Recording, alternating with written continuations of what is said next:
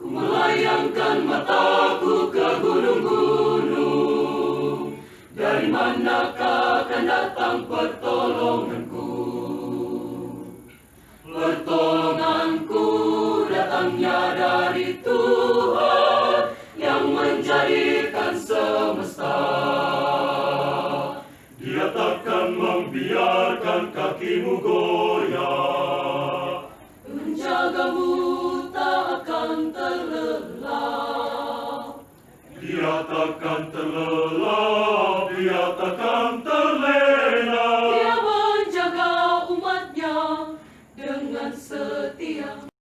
Saudara, firman Tuhan yang akan kita dengarkan pada saat ini adalah dari Injil Matius pasal 4 ayatnya yang pertama sampai pada ayatnya yang ke-11.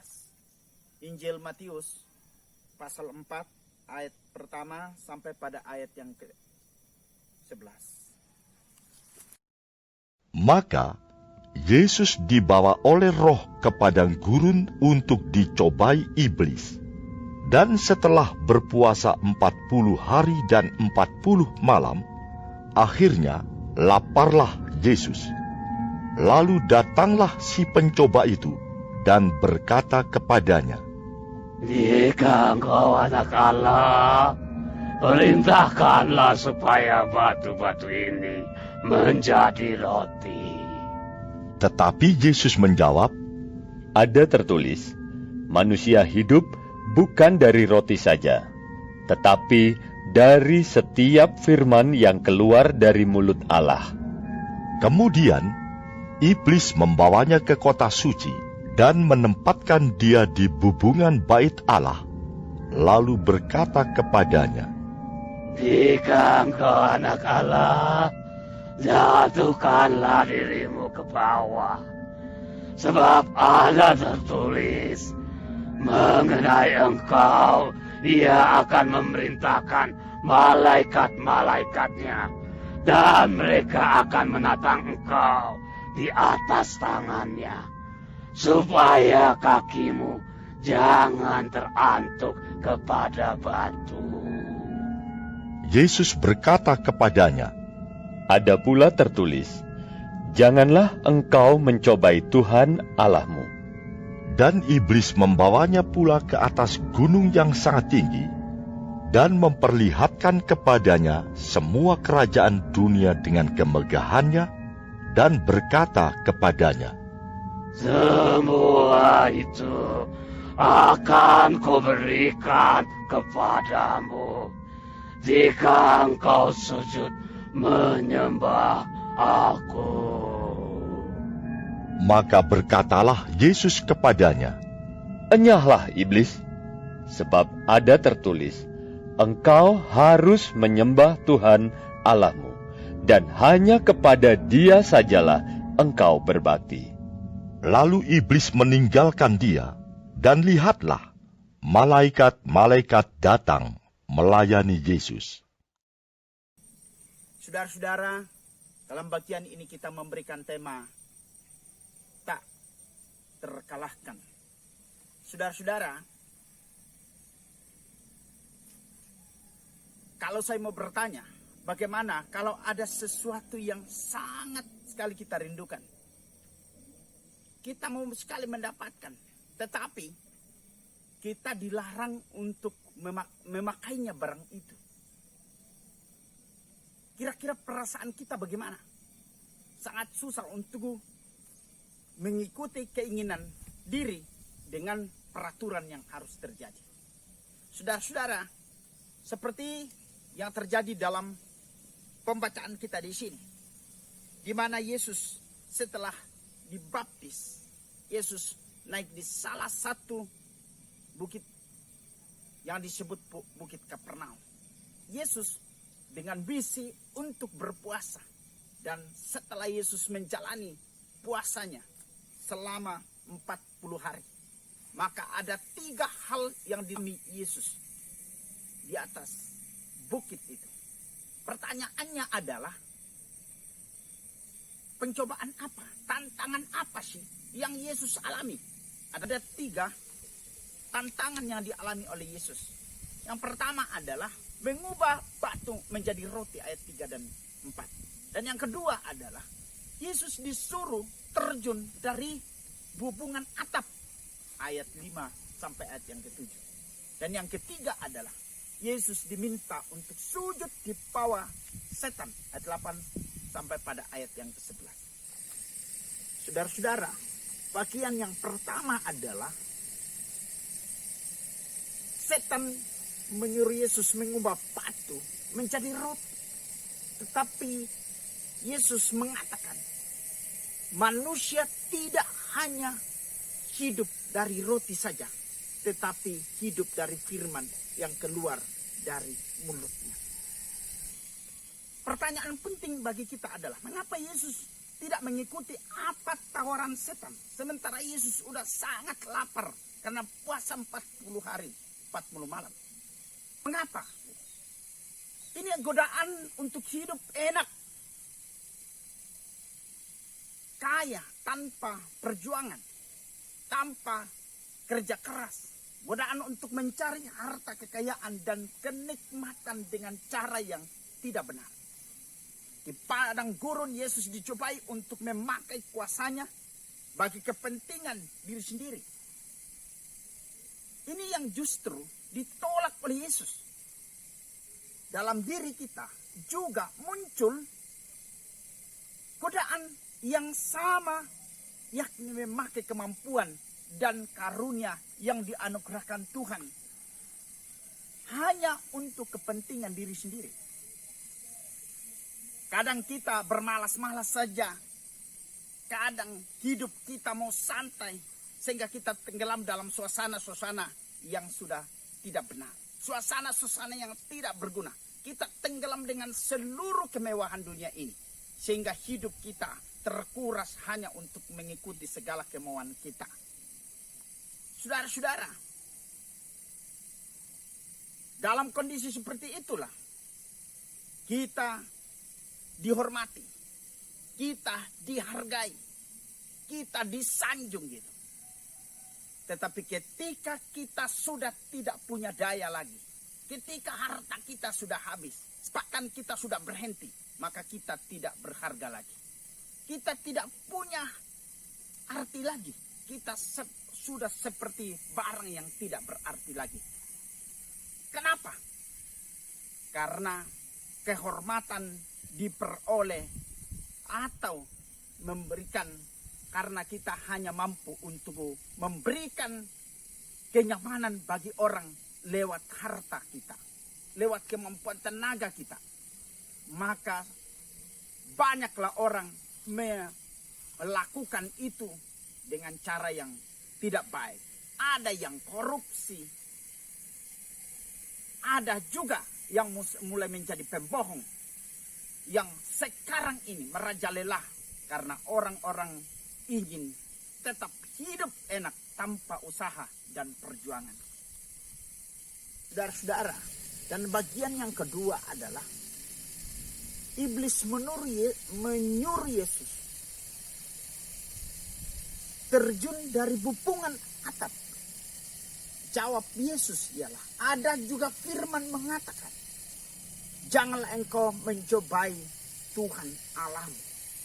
Pertanyaannya adalah, mengapa tidak mau mengikuti rayuan setan itu?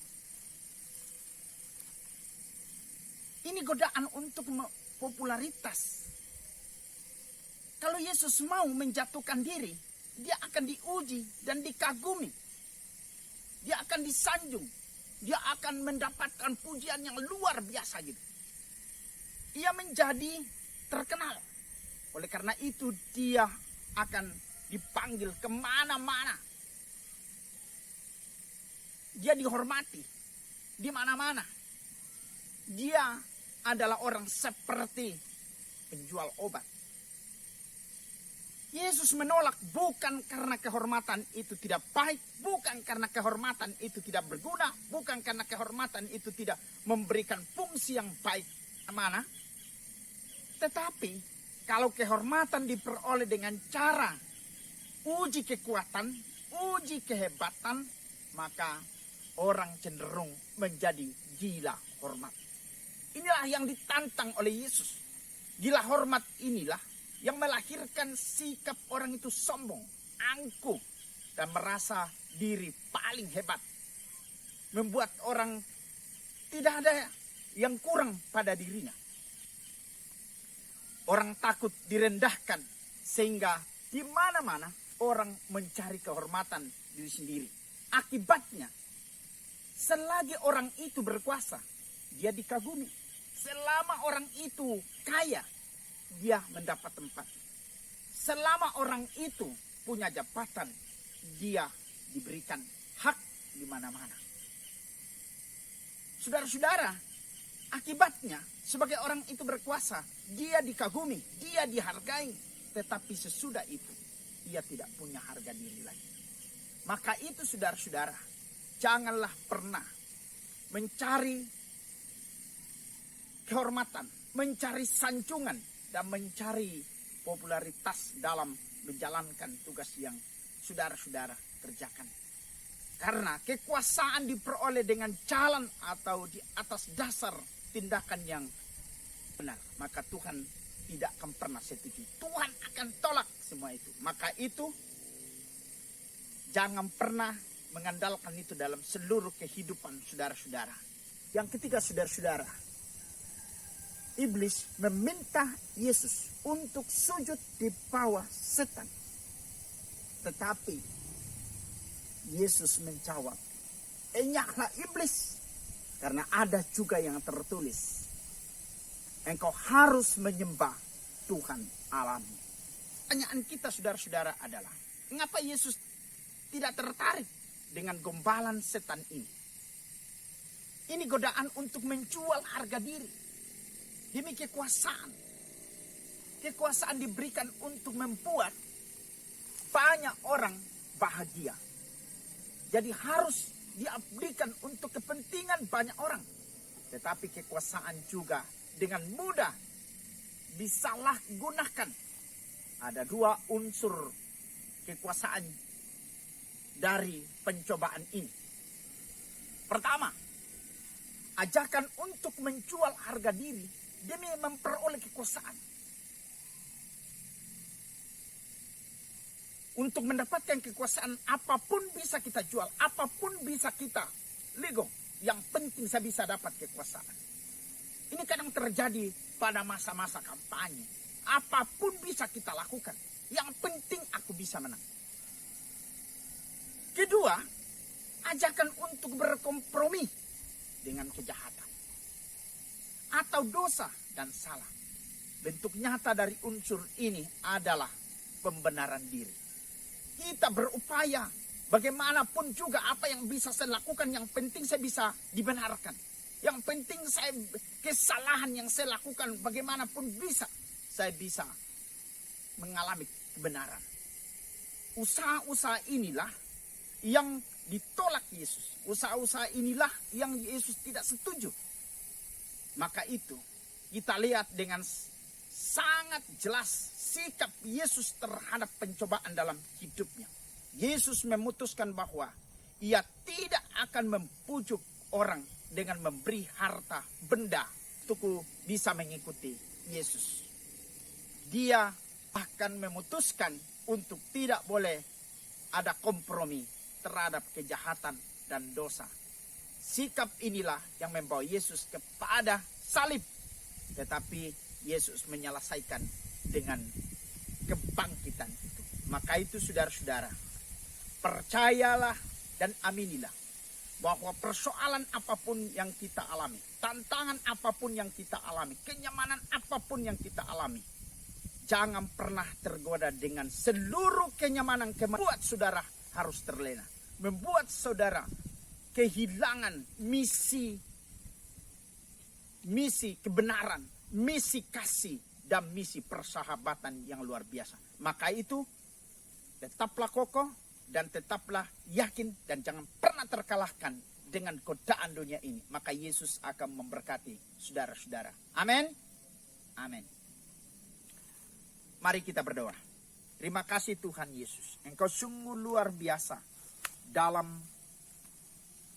seluruh perjalanan hidup kami.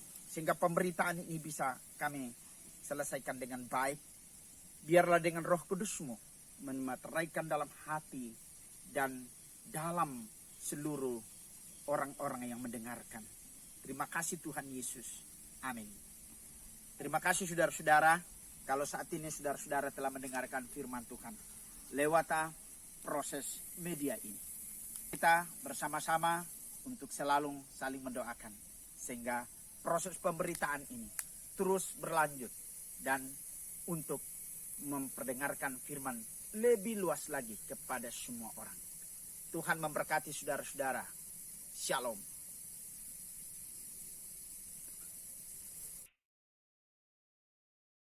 Ku melayangkan mataku ke gunung-gunung, dari manakah akan datang pertolonganku? Pertolonganku datangnya dari Tuhan yang menjadikan semesta. Dia takkan membiarkan kakimu goyah, menjagamu tak akan terlelap. Dia takkan terlelap, dia takkan terlena. Dia menjaga umatnya dengan setia. Mentari siang takkan menyakitimu dan juga bulan. Di waktu malam Tuhanlah yang menjagamu dari segala bahaya. Tuhanlah yang memeliharakan nyawamu. Tuhanlah yang menjaga kehidupan umatnya dari sekarang sampai selamanya.